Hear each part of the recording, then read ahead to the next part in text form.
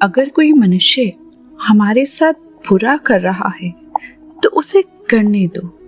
यह उसका कर्म है और समय उसके कर्म का फल उसे जरूर देगा। लेकिन हमें कभी भी किसी के साथ बुरा नहीं करना चाहिए, क्योंकि यही हमारा धर्म है। धर्म युद्ध में कोई भी व्यक्ति निष्पक्ष नहीं रह सकता है। धर्म युद्ध में जो व्यक्ति धर्म का साथ नहीं खड़ा है, इसका मतलब है वह अधर्म का साथ दे रहा है, वह अधर्म के साथ खड़ा है। हर किसी के अंदर अपनी ताकत और अपनी कमजोरी होती है। मछली जंगल में नहीं दौड़ सकती और शेर पानी में राजा नहीं बन सकता। इसलिए अहमियत सभी को देनी चाहिए। मन की गतिविधियों, होश, श्वास और भावनाओं के माध्यम से भगवान की शक्ति सदा तुम्हारे साथ है और लगातार तुम्हें बस एक साधन की तरह प्रयोग कर सभी कार्य कर रही है। तुम उसके लिए शोक करते हो जो शोक करने के योग्य नहीं है, और फिर भी ज्ञान की बातें करते हो। बुद्धिमान व्यक्ति न जीवित और न ही मृत व्यक्ति के लिए शोक करते हैं। भगवान श्री कृष्ण कहते हैं, जैसे प्राणी अपने पुराने कपड़े उतार कर फेंक देता है, नए को धारण करता है, उसी प्रकार यह आत्मा पुराने शरीर से त्याग करके नया शरीर प्राप्त करती है। भगवान श्री कृष्ण कहते हैं, विषयों का चिंतन करने से विषयों की आसक्ति होती है, आसक्ति से इच्छा उत्पन्न होती है और इच्छा से क्रोध होता है, क्रोध से सम्मोहन और अविवेक उत्पन्न होता है। अगर व्यक्ति शिक्षा से पहले संस्कार, व्यापार से पहले व्यवहार और भगवान से पहले माता पिता को पहचान ले तो जिंदगी में कभी कोई कठिनाई नहीं आएगी। आत्मा ना तो जन्म लेती है, ना कभी मरती है, और ना ही इसे कभी जलाया जा सकता है, ना ही पानी से गीला किया जा सकता है। आत्मा अमर और अविनाशी है। क्रोध से भ्रम पैदा होता है, भ्रम से बुद्धि व्यग्र होती है, जब बुद्धि व्यग्र होती है तब तर्क नष्ट हो जाता है, जब तर्क नष्ट हो जाता है तब व्यक्ति का पतन हो जाता है। भगवान श्री कृष्ण कहते हैं, स्वार्थ से रिश्ते बनाने की कितनी भी कोशिश करें वो कभी नहीं बनते हैं, और प्रेम से बने रिश्ते को कितना भी तोड़ने की कोशिश करें वो कभी नहीं टूटते हैं। इस जगत में मनुष्य भौतिक वस्तुओं का भोग कर सकता है, अगर वे चाहे तो सब कुछ छीन सकते हैं। मनुष्य कुछ भी नहीं कर सकता। यह सच बात है कि भूल करके इंसान कुछ सीखता है, परंतु इसका यह मतलब नहीं कि वह जीवन भर भूल करता रहे और कहे कि हम सीख रहे हैं। भगवान श्री कृष्ण कहते हैं, अंत काल में जो मनुष्य मेरा स्मरण करते हुए देह त्याग करता है वह मेरी शरण में आता है। इसलिए हे मनुष्य को चाहिए कि अंत काल में मेरा चिंतन करे। अगर तुम्हें किसी ने दुखी किया है तो बुरा मत मानना। लोग उसे पेड़ पर पत्थर मारते हैं जिस पेड़ पर ज्यादा मीठे फल होते हैं। जन्म लेने वाले के लिए मृत्यु उतनी ही निश्चित है जितना कि मृत होने वाले के लिए जन्म लेना। इसलिए जो अपनी राय है उस पर शोक मत करो। अपने परम भक्तों को जो हमेशा मेरा स्मरण या इच्छित मन से मेरा पूजन करते हैं, मैं व्यक्तिगत रूप से उनके कल्याण का उत्तराधित्य लेता हूँ। जीवन में आधे दुख इस कारण जन्म लेते हैं क्योंकि हमारी आशाएं बड़ी होती हैं। इन आशाओं का त्याग करके देखो, जीवन में सुख ही सुख है।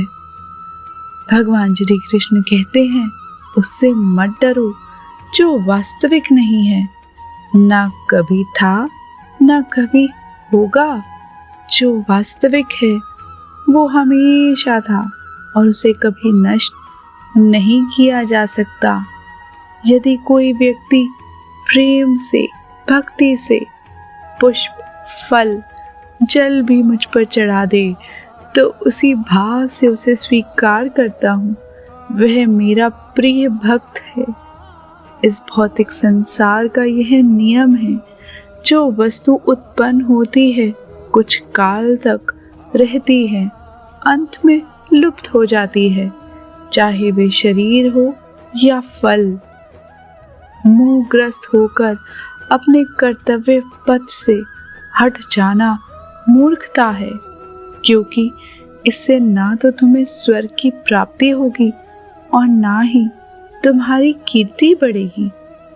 संदेह की स्याही से संबंध के पृष्ठ पर कभी शुभ अंकित नहीं होता, इसलिए अपने मन के विचार और संबंधों का आधार दोनों ही शुभ रखें। भगवान श्री कृष्ण ने दुष्टों को भी अपनी गलती सुधारने का मौका दिया था, क्योंकि वो किसी मनुष्य को नहीं, उसके अंदर की बुराई को मारना चाहते थे।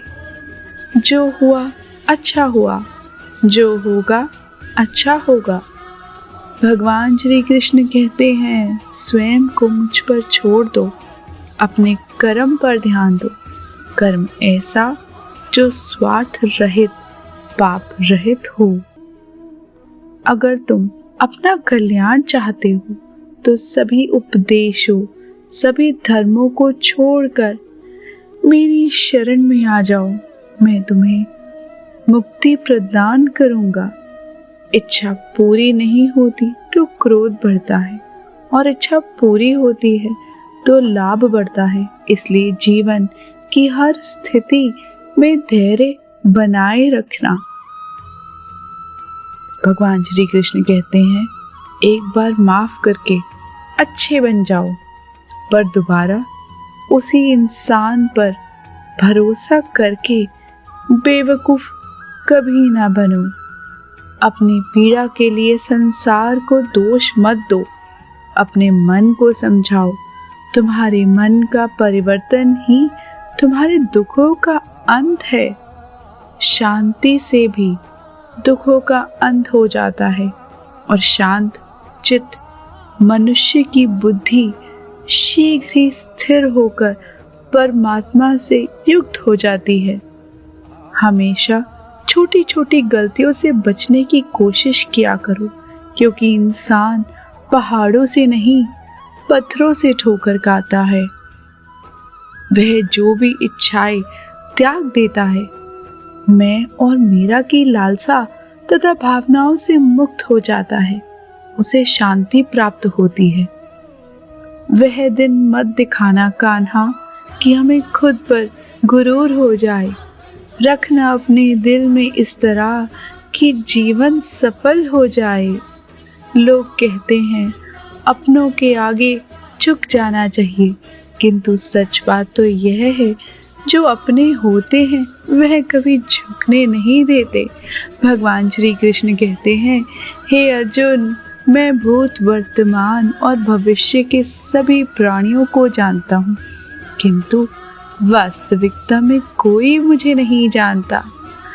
अमीर बनने के लिए एक एक क्षण संग्रह करना पड़ता है, किंतु अमर बनने के लिए एक एक कण बांटना पड़ता है। जिंदगी में सब कुछ खत्म होना जैसा कुछ भी नहीं होता। हमेशा एक नई शुरुआत हमारा इंतजार कर रही होती है। भगवान श्री कृष्ण कहते हैं, जब जब संसार में धर्म की हानि होगी, अधर्म की विजय, तब तब मैं इस पृथ्वी पर अवतार लूंगा। मैं ही इस सृष्टि की रचना करता हूँ। मैं ही इसका पालन पोषण करता हूँ और मैं ही इस सृष्टि का विनाश करता हूँ। किसी और का काम पूर्णता से करने से कहीं अच्छा है कि अपना काम करे, भले ही उसे अपूर्णता से करना पड़े। अपने जीवन में कभी भी न किसी को आनंद में वचन देना, क्रोध में उत्तर दे और ना ही दुख में कभी निर्णय ले। ज्ञानी व्यक्ति को कर्म के प्रतिफल की अपेक्षा कर रहे अज्ञानी व्यक्ति के दिमाग को अस्थिर नहीं करना चाहिए। इस संसार में मूर्ख व्यक्ति, अधर्मी, अज्ञानी व नास्तिक प्रकृति का व्यक्ति मेरी शरण स्वीकार नहीं कर सकता। जीवन में समय चाहे जैसा भी हो, परिवार के साथ रहो। सुख हो तो बढ़ जाता है और दुख हो तो बट जाता है। जीवन में आधे दुख इस वजह से आते हैं क्योंकि हमने आशाएं रखी जिनसे हमें नहीं रखनी चाहिए थी। जो दूसरों की तकलीफों को समझते हैं, जिनमें दया है, दिल से अच्छे हैं, उन्हें दोबारा जन्म लेना नहीं पड़ता। लोग आपके अपमान के बारे में हमेशा बात करेंगे। सम्मानित व्यक्ति के लिए अपमान मृत्यु से भी बदतर है। वह जो इस ज्ञान में विश्वास नहीं रखते, मुझे प्राप्त किए बिना जन्म और मृत्यु के चक्र का अनुगमन करते हैं। ना हार चाहिए, ना जीत चाहिए। जीवन में अच्छी सफलता के लिए परिवार और कुछ मित्र का साथ चाहिए।